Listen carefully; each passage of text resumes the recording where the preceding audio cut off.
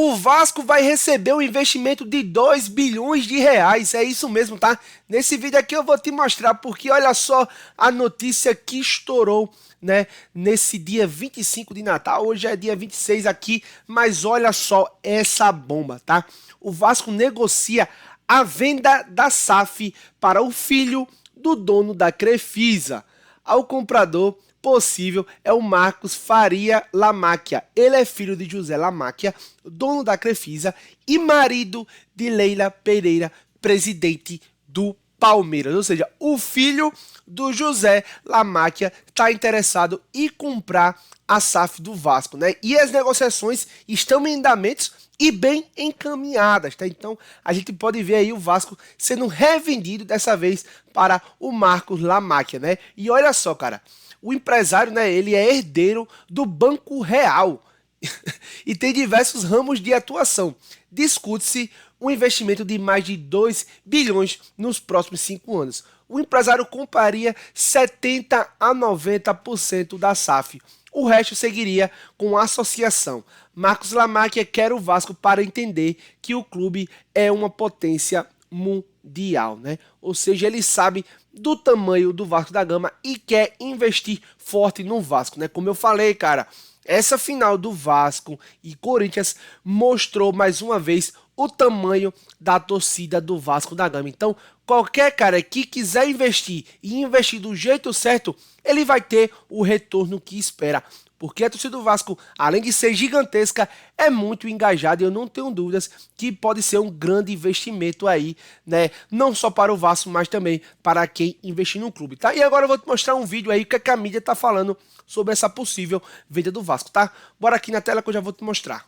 Em meio, o Vasco, com a diretoria do presidente Pedrinho, hoje no controle da SAF Cruz Maltina, está negociando com um novo interessado em comprar a SAF do Vasco. Marcos Faria Lamáquia, 47 anos, filho de José Lamáquia, marido da presidente do Palmeiras, a Leila Pereira. Os dois são donos da Crefisa, que já patrocinaram. Imagina se Leila vem pro Vasco, hein? E o presidente Pedrinho, que tem seu mandato Imagina. até o final do ano que vem, de 2026, já adiantou que vai continuar negociando, mas que também não será candidato à reeleição para o triênio 2027. Por isso que ele não quer se reeleger, né, cara? Ele já quer deixar o Vasco em boas mãos.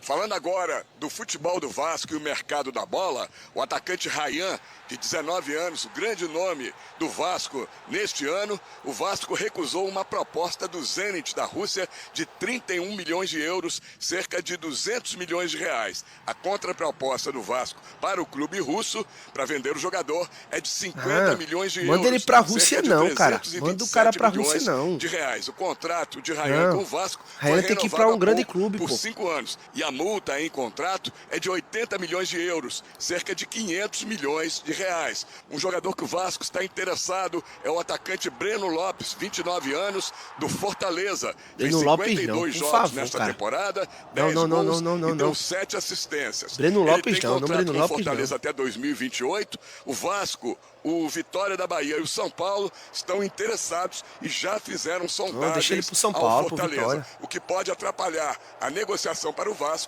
é o alto salário do atacante. Pronto, deixa Breno ele lá Lopes. mesmo. Um grande Natal para todos, é o que desejamos, direto aqui do Rio de Janeiro. Grande Natal para você também, Cícero Melo, e também para o Eduardo Afonso, que participou antes falando do São Paulo. Rafa Marques começar falando no Vasco, fora de campo, essa informação, essa notícia de que o Pedrinho não pretende concorrer à reeleição, portanto teria mais um ano de mandato, que pode ficar marcado pela venda da SAF para o Marcos Faria, filho do dono da Crefisa. Como é que você vê isso? De alguma maneira, vê alguma incompatibilidade ética, logicamente pela relação do Palmeiras com a Crefisa? Não, não vejo. Até porque, embora sejam componentes da mesma família, imagino que, por conta de serem CPFs diferentes, você consegue estabelecer aí relações de CNPJs também. Agora é incrível, né, velho? Porque vende pro Palmeiras, através de troca de... é que os palmeirenses já acham que Leila vai pro Vasco, né? Quando ela sair do Palmeiras, vai pro Vasco. documentos ou coisas desta natureza se comprove algo que, inclusive, a própria FIFA não concorda, não aceita, não valida, que seria o mesmo grupo comandar duas equipes, dois clubes pertencentes à mesma divisão nacional de um país. Eu acho que isso não deve ser o caminho natural para as tratativas. Vejo que é uma boa possibilidade, simplesmente por ser alguém com uma ligação muito forte com o mercado financeiro, né? E que também participa diretamente de ações envolvendo uma grande marca. O Vasco precisa ter o seu futebol vendido para uma marca assim.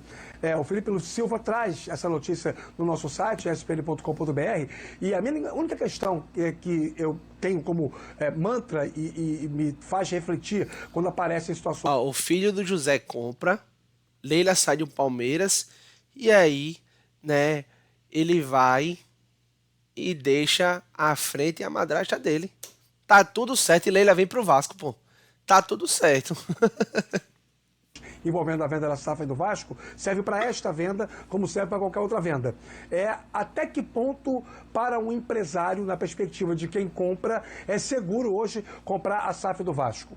É importante lembrar ao torcedor o seguinte: o Vasco conseguiu a recuperação, o Pedrinho, do comando do futebol do clube, através de uma medida judicial. Existe um processo correndo na justiça. Raciocinem junto comigo. Alguém compra a SAF do Vasco e sabe-se lá por que cargas d'água, uma semana depois, 2 semanas depois, a justiça resolve dar para a CAP, para a seguradora que assumiu as pendências da 777, novamente o direito sobre o controle do futebol do Vasco. Será que existe segurança jurídica para alguém comprar a SAF do Vasco? Eu confesso que não tenho este conhecimento profundo, mas isso me preocupa. Que o Vasco precisa ser vendido, eu não tenho dúvida. O Pedrinho falou sobre isso mais de uma vez. Não tem como um associativo ficar cuidando do futebol. São realidades não dá. Associativo financeiro muito não dá, distintas, muito díspares. Então é preciso que uma empresa assuma, né, um grupo assuma novamente a SAF do futebol do Vasco. E se for, né, o filho do presidente da Crefisa, o Lamáquia, não tem nenhum problema, desde que efetivamente as tratativas em termos burocráticos e também na exposição dos CNPJs, isso não cause nenhum tipo de distúrbio na relação esportiva entre Vasco e Palmeiras. Tomara que o Vasco consiga logo esse investidor. Precisa muito para o ano de 26 e para toda a sequência da sua existência no futebol. Real. Outros pontos trazidos pelo Cícero: o esforço pela manutenção por pelo menos mais uma temporada do Ryan, grande jogador do Vasco em 2025, e o interesse pelo Breno Lopes do Fortaleza, rebaixado do Fortaleza para a Série B. Não, cara, Breno Lopes não, irmão. Na moral mesmo. Breno Lopes é um jogador de composição de elenco, não chega para ser titular no Vasco, penso eu. Vive de lampejo. É a composição para o meu salário dele. Lembrar que fez gol de título. Só que o Vasco precisa de jogador titular, né? Santos, de é jogador. Pandemia e tudo mais. Isso já tem bastante não tempo, é de reserva, né? não. 5 anos. Então, assim, é uma contrata. Coisa que precisa considerar. Vai ter que contratar jogador para ser titular, e o titular que é hoje vai pro banco. É simples, pô. Contrata jogador de nível titular, irmão. Porque o time titular do Vasco, ele não é ruim, né? Mas aí ele repõe o banco, né? Com os titulares que tá hoje. Contrata jogador já pontuais, que vai ali, ó, já entrar, já vai vestir a camisa, e o que tá titular hoje vai pro banco. É simples, pô. Não é contratar jogador, reserva, não. Não, contrata do nível pro time ficar forte, irmão. Como um jogador que não é pra torcida soltar fogos, né? Guarda os fogos pro Réveillon. Não dá para soltar fogos se o Vasco contratar o Breno Lopes, e ainda tem que vencer a concorrência de outros clubes que, no momento, têm mais poder de mercado do que o próprio Vasco. E sobre o Ryan, essa é uma informação importante. O Ryan não quer jogar na Rússia, na Turquia, em Portugal. O Ryan não já é para disse mesmo, isso para o staff dele. Recentemente, inclusive, os empresários que cuidam da carreira do Ryan, eles encerraram uma espécie de acordo que tinham com o Pini Zahavi, que era um empresário que representava os interesses do Ryan em âmbito europeu. Por quê? Porque o caminho da negociação para a saída dele para o Velho Continente era justamente para uma praça menos votada, com menos capacidade de competição. O Ryan se sente um jogador apto a jogar em La Liga, Premier League, Campeonato Italiano. Ele quer jogar em time, em países onde haja uma visibilidade maior e onde haja uma competitividade igualmente maior. Então, pesa muito nesse momento o desejo do jogador, né? Independentemente das questões envolvendo o Vasco e o Zenit, a diferença entre o Vasco quer e o que o Zenit vem oferecendo, o fato do Rayan não querer jogar na Rússia é um impedimento nesse momento. Eu acho que ele tem esse direito, pelo que ele fez em 2025, se tornou um dos grandes ativos do futebol brasileiro, pensando em negociação. O problema é que quem precifica o mercado, o jogador, é o mercado. E o mercado, quando precifica o jogador, considera o clube que está vendendo. E todo mundo sabe que o Vasco passa por problemas. Isso automaticamente diminui o valor dos seus ativos. Real. É isso, né, galera? Vocês viram aí, Marco Lamáquia pode comprar, né, a SAF do Vasco e investir aí 2 bilhões em 5 anos, né? A pergunta que fica é, será que o Marco comprando a Leila quando sair do Palmeiras vem assumir o Vasco, né?